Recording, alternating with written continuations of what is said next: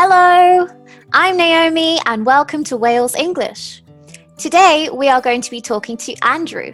He is a teacher in the UK and he has managed to complete his thesis whilst working online for Whales English. So come on, join us. Hi Andrew, can you tell me a little bit about yourself? Hello everybody, my name is Teacher Andrew, or I guess at university they call me Dr. Andrew Frank Bradley. I'm all of the three above. I am 27 years of age and I currently live in Liverpool in the United Kingdom. But I did get to spend 10 lovely years in Spain when I was younger, which was an incredible experience. Yeah, that sounds wonderful. And a doctor, that's a very professional title. It is. So Andrew, how did you find out about Whales English and had you taught online before? Well, I've taught in a variety of contexts over the years. I've done a little bit of primary, mostly secondary, and as of late, mostly university stuff. But I did work for a competitor company a few years ago, and I found that Wales was talked about a lot in the Facebook teaching groups, and I was very curious. And I looked online, I saw what they looked for in their candidates, and I didn't think I was qualified enough, so I give it a bit of a pass. Fast forward a few months later, I decided to give it a go. I submitted my interview, eventually got accepted, did the mock. Here I am 2 years later. We're really glad that you did as well. Do you regret your decision? Absolutely not. No, I don't. Crocodile. I know that you have been completing your thesis. What's your subject and how long have you been doing it for?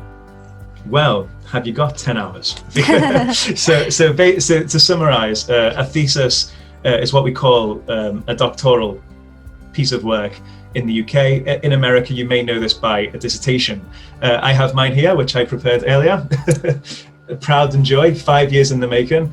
It's a pretty big book. Yeah, it's massive.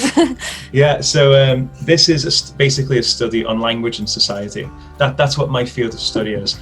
We also call this by a fancy name, which is sociolinguistics. Specifically, however, because theses are incredibly specific, my one looks at how students in Spain, secondary school students, what they think about how topics relating to identity and politics are represented in different textbooks. So that's what this big chunky book is about. How did Whales English make this possible for you? Well, the PhD thesis, as you can imagine, Rome wasn't built in a day, right? So it's actually, it took me 5 years. The first 3 years of which, it's a long time. Yeah. The first 3 years of which I was funded. So, I received a stipend from a research body. But the final 2 years, you're on your own. So I was left looking for a job, effectively. Now, what Whales English has offered me is unique to anything else in my city, and that's the flexibility in terms of workable hours and also the pay, which is incredibly competitive relative to the amount of time that you work. So, yeah, Whales English actually facilitated me, provided the opportunity for me to finish my thesis in the evening hours, which I don't think any other job could have done. So how do you feel about Whales English for allowing you the teaching opportunity that gave you the time to finish your thesis? Well, clearly, I am incredibly grateful. This has been a privilege in a way. It's been a fantastic opportunity. Not only have I gained from it in the sense of, I've been able to produce a thesis, but even within Whales English itself, I've developed as a teacher and I've gained incredible, I just think my teaching's improved massively since. Aside from the convenient hours, what is your favorite thing about working for Whales English? Okay, it's a bit of a cliche, but of course it's the students. Now, Whales English clearly markets themselves as an elite provider of English education, and I agree wholeheartedly with that. Like, just looking over the past 2 years at the quality of my students in terms of their intellectual abilities, in terms of their motivation, just in terms of their dedication as well to studying the language, it really has provided me as their English teacher a fantastic experience, not only professionally, but also interpersonally. Like, I get to know these kids, I see them every week, and it's an absolute pleasure and privilege to not only help them speak better English, but also to learn more about their culture. Now, I have a second prop. I have another book.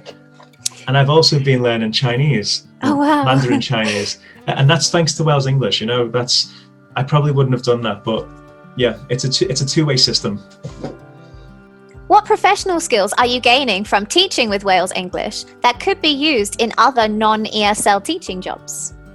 Well, I think in times of COVID, lots of professions have moved on to a digital format, and that is something that Wales English is kind of facilitating natively. Like they operate exclusively through online teaching, which is obviously computer to computer. So in that regard, I believe that working as a teacher for Wales English, we can then go into other industries and really sell ourselves as being competent in this digital format, which I guess nowadays, thanks to COVID, unfortunately, is really, really important. And I've actually benefited from that myself personally.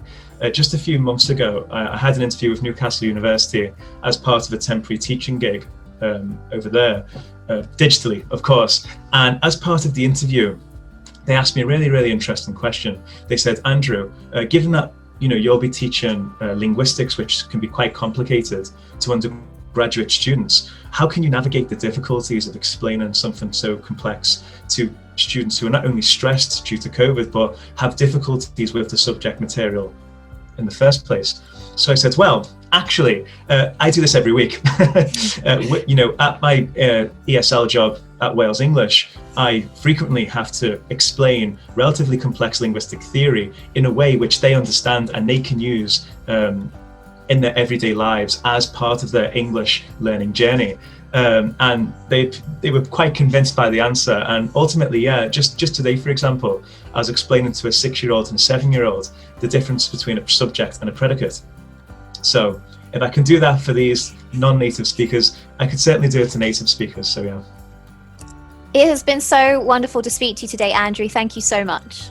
Well, thank you very much for the interview. It was a pleasure. Thank you.